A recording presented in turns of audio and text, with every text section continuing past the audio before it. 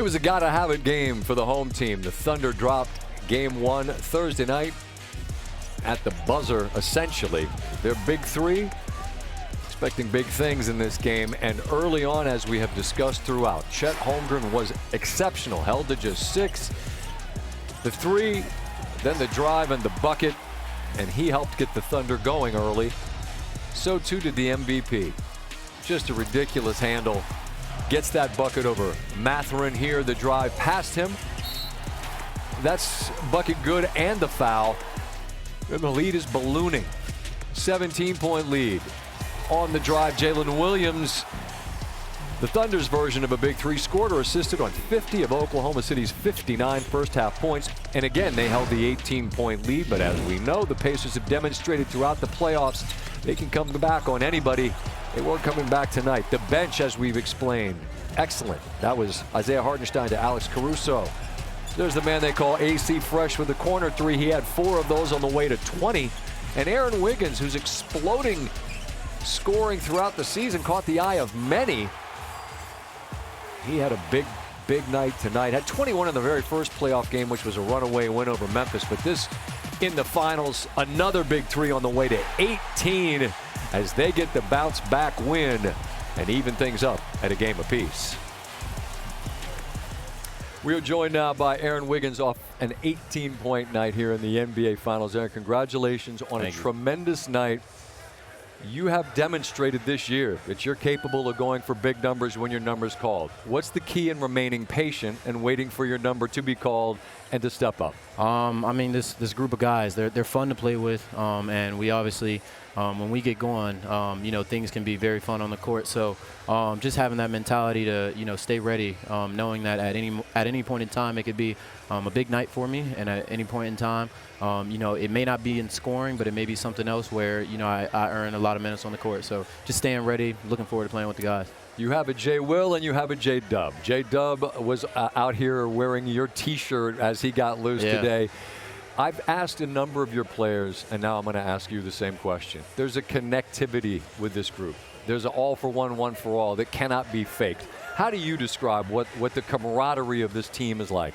Man, I'd just say that it's natural. The group of guys that, our front office kind of, we're able to scout and bring in, all young guys. We've went through the process. We've kind of grown together. We've learned a lot in the process. And just the experiences that we've had have allowed us to kind of grow and, become closer and build that kind of team chemistry. So we enjoy playing with each other, and it makes the game fun when you are able to grow with a group of guys. I asked Shea about this earlier. I'll ask you. When you lose game 1 the way you do, and you have 2 long days to wait, how do you make those 2 days productive to make sure that tonight was the night you wanted it to be? Yeah, I think you don't dwell on it. Is that hard? It's definitely hard. It's very hard. I mean, the emotions, especially you're playing in the finals. Right. Every single game, win or loss, is a roller coaster of emotions. But to be able to kind of get back grounded and realize that there's still a couple games ahead of you. You're competing, and it's first to 4. That's kind of the biggest factor. And we just did a good job, just kind of watching film, meeting with one another, going over some of the things that we could improve on. And tonight we just did a good job executing it. When you're on this stage, the final stage, and that first one goes in, and then another one goes in, what's it feel like? Oh, man, it feels good. It feels good. Just a level of confidence when you see that first one go in. And then after you hit one, like I said, this group of guys, they're fun to play with. They start looking for you. They start trying to find you more. So, after I made that first one, the guys started finding me, and, I just couldn't lose that rhythm.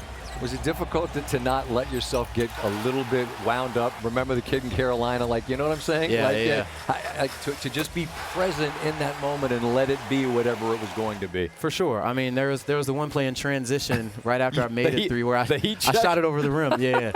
But, just getting back grounded, understanding that letting the game come to me and my guys finding me is what put me in the position to kind of, get hot anyway. So, like I said, roller coaster of emotions. You can get excited, but you want to just, stay grounded.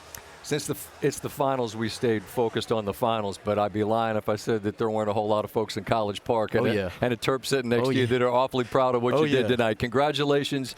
Don't let this be the only moment in these finals. Make the next one a big one as well. I appreciate your time. I mean, you and I, you here in person, me sitting back in D.C., we've been down this road before. We've seen this. Sometimes you kind of know what's coming. I anticipated that the home team would respond as they did. What was your sense of what we got from them tonight? Well, there was a level of urgency that they needed to show. One of the things that has been an Achilles heel for this Oklahoma City Thunder team that has been a top #1 seed after the regular season over the last 2 years is their ability to close. The closer they are down the line, you've got like a 3-6 record in 3-point games or less throughout this season, 1-4 in the postseason. So you had the mentality after watching the Indiana Pacers escape with Game 1. If they could somehow get it close, would Oklahoma City get tight, etc.?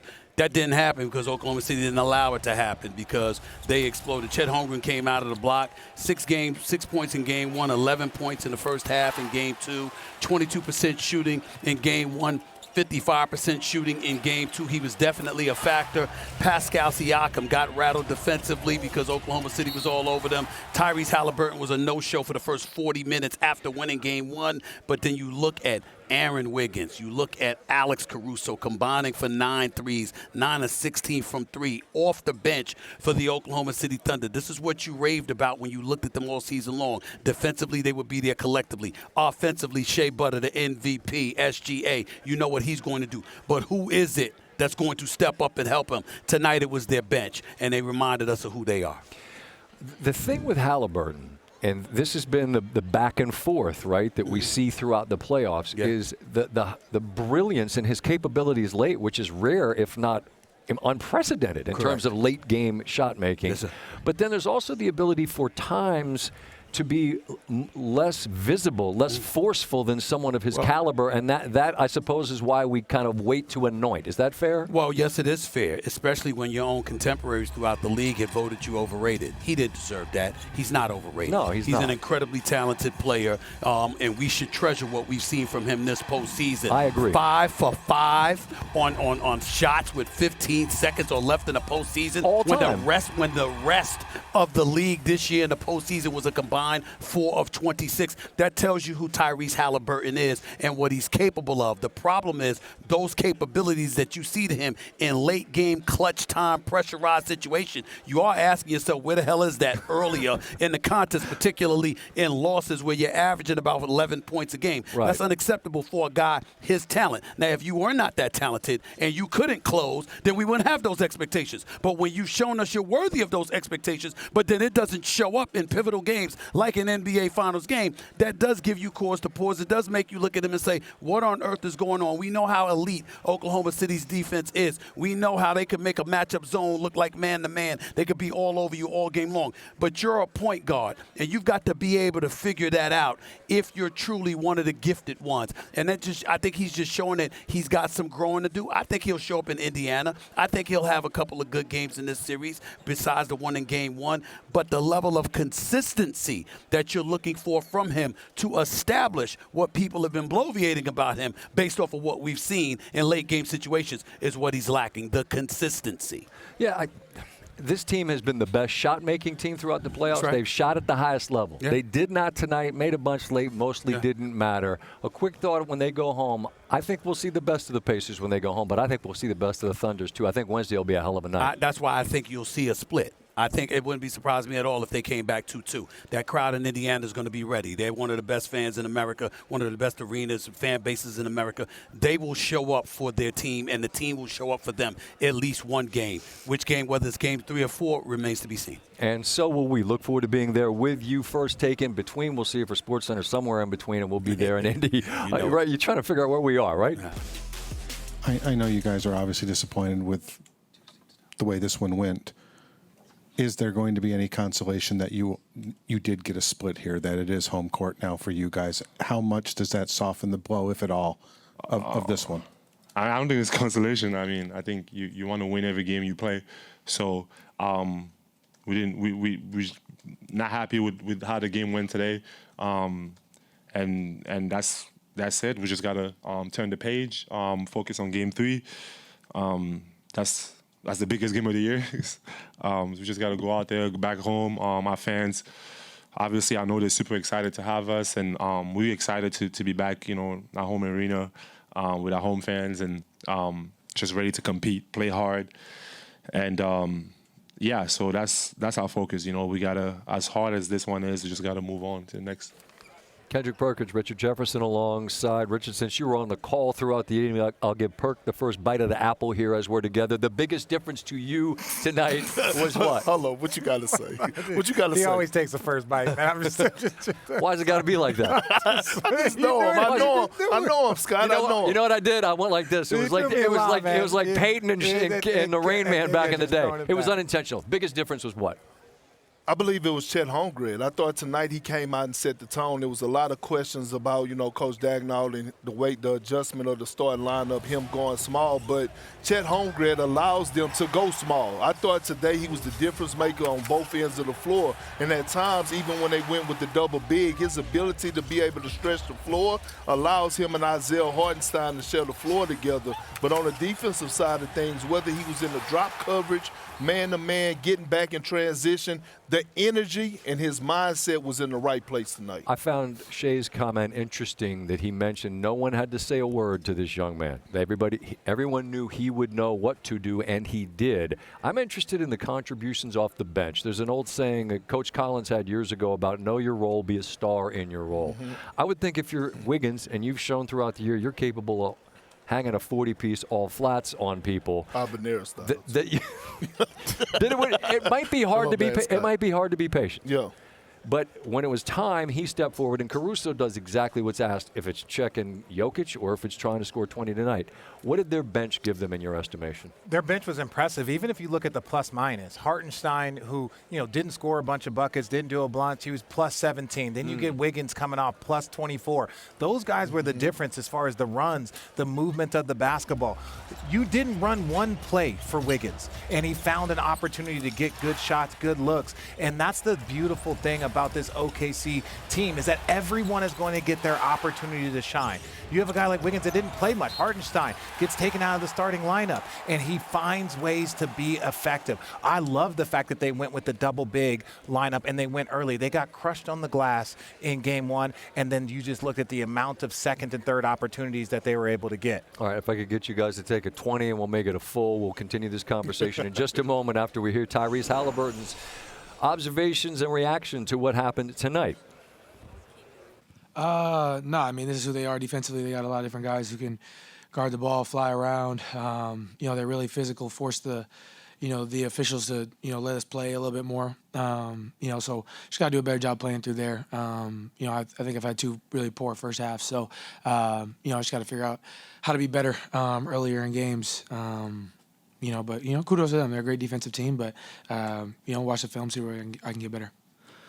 Left on the front row. Zach Ostrom of the Indianapolis Star, kind of in that same vein, but Coach called your offense an ecosystem where, the more one guy succeeds, the more everybody succeeds. What have they done to disrupt that when they've had success slowing you guys down offensively these first two games? Yeah, I think we just got to do a better job of getting to the paint. It's a lot easier said than done, but, I feel like in the first half we were just moving the ball on the outside, and we I don't think we had a single point in the paint in the first quarter, if I'm not mistaken. So, our offense is built from the inside out. We got to do a better job getting downhill. They collapse and then, make plays from there. But, thought we could improve a lot there. But, yeah, man, they're flying around. They got great point of attack defenders. They got great rim protectors. It's a great defense. So we can do a lot better job and, watch the film and see if we can get better, going into game 3. So I got all these notes. And I told Ty the other night, I said, look, every note I had from game one during the game was about the Thunder, and you made me have to throw it out. It was worthless because I forgot about you in the last 5 seconds. The notes I took about the first half, you didn't have a point in the paint. Well, they took 1,000,000 threes. Mm-hmm. And I get it. Is it as simple, fellas, as they missed more looks early that would have kept them in the game, or was it sort of a game plan maybe miscalculation? I don't know. What do you think of that? Well, I love it that Tyrese said, I've got to get myself going earlier in the games. I've got to get feet in the paint. And you saw that in the fourth quarter. He had 5 going into the fourth. And then he gets those 12 points, but the game's out of reach. It's a 20-point game. Those are empty calories. Perk knows about those. And so when I'm talking about a team like Haliburton leading that, can I finish, Scott? I'm sorry. Okay, Stan. But this is what I'm saying is that in those moments, Haliburton's ahead head of the snake. So if that means come out and you got to put up 10, 11 shots in the first quarter to set the tone, to maybe open up the floor for your teammates, but they weren't attacking the paint enough. They weren't able to get out in transition, and just ultimately, you got to give credit to that OKC team. They are making it very difficult for them to find a rhythm and to understand how to play. If there's an adjustment for Game 3 at home in Indiana, Perk, what do you expect it to be? For them to make shots. That's the adjustment, and Rick Carlisle said it before Game 1. We have to make shots. And think about how they won Game 1. You had, me and Richard was talking about this earlier, Scott. You had Nembhard hitting tough, contested threes. That's what you have to do against the Oklahoma City Thunder, right? You're going to have to play in the half-court set, and you're going to have to make tough, contested shots. And see, this is why I'm hesitant to call Tyrese Haliburton a superstar. I understand. Right? He's on the rise. He's a star. But superstars, like at this point in the NBA Finals, you take your game to another level. And when I say another level, you can't come out and have these halves, these first halves that he's been having. You have to be aggressive. You're going to have to make shots. You're going to have to create shots for yourself. And you're going to have to find a way to get in the paint. See, I think he is a superstar, and I think he's learning how to be a superstar. Sometimes in these moments, you've got to recognize he's got to go back in the lab and say, hey, you know what? I've got to come out and try and put up 15, 18 in the first half. Same thing happened with the Knicks, though, in a game where you're like, it's just way too quiet for a guy whose force can be felt. You know what I'm saying? Yeah, I completely agree, and that's what we're seeing. All right, fair enough. We did see one superstar tonight, Ooh, SGA. And it wasn't just the 34, it was the 8 assists. So when you're able to get your 34 and make guys around you better, that's what superstars do. I'll put a smile on your face. Shea with his son that says he doesn't care what I do. That's the old cliche about any athlete in sports, right? When you get home, they don't care about if you won or lost. They're just happy to see Papa. Right. I'm just shook because I just saw Lou Dort smile. I've never seen that. That is a serious dude who's all about That's business. Very true. Hey, listen, smiles on the faces of all the Thunder tonight. You're going to show us how the gravity of Shea really impacts their offense? Yep, and they said don't waste any time, so I'm jumping right into it. All right, here we go. So I talked about Shea and his ability to collapse the defense. Let's run it here. Comes up the floor and how much help he got tonight. And we'll stop it right here. And it starts with, defensively, this is the problem that Indiana's had this entire series, two games so far. It's all of this commitment out here to Shea, but the ball's not contained. If you're going to switch this on a guard screen, then the ball has to stay out there. Instead, it doesn't, and you're going to see this is kind of what it's been. He's down in this area of the defense, and then what that causes on the back end. So let's roll it from there. He gets downhill, he gets into the teeth of the defense. And then this is the problem, stop it, he creates right here. Not only does he draw two defenders here, take a look at Nembhard, right? His head is completely turned to watch the action. And this action here is what they were not getting in the first game. Movement off the ball after Shea's done the work. You're going to see a flip to Hartenstein. Caruso runs to the open spot. Let's play it. And he gets a wide open pocket. I cannot overstate the importance of Caruso and Wiggins tonight and what they did to blow the pressure cooker off this building. Here again, Shea's doing his work. We're going to stop it here. Shea's done his thing. Great players do what they do. You draw two, and now let's see what happens when you play out of that. Let's roll it. He's got two down there. It's the ball movement off of that. Starts here, freeze it. Chet with the dive. Now, you're going to see on the weak side, you're going to see shooter coming up here. Wiggins is going to replace here. And Oklahoma City made Indiana pay every single time they made a mistake. One of these two players needs to be in a dead sprint here or here. Instead, they linger in the paint. We play it. And when you linger in the paint and that ball comes out of there, freeze it one more time, this is what you end up with. You get multiple Pacers chasing the basketball, two in the lane, spectating, and of course, you know what that's going to lead to. This one more swing pass, we play it out, and Wiggins knocks down another three. This one was later. His impact came even earlier than that.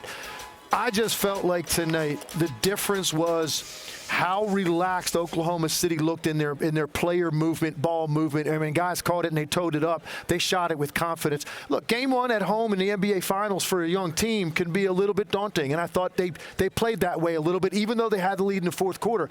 They didn't really look loose offensively the whole game. I didn't feel like. Tonight they did right from the get-go, and boy, did that bench come in and got them separation, and they were determined this time they weren't going to let that lead slip. Hockey assists, right? It's from 1, 2, 3. Sometimes sometimes 4 and 5. That's the way the ball was bouncing around tonight.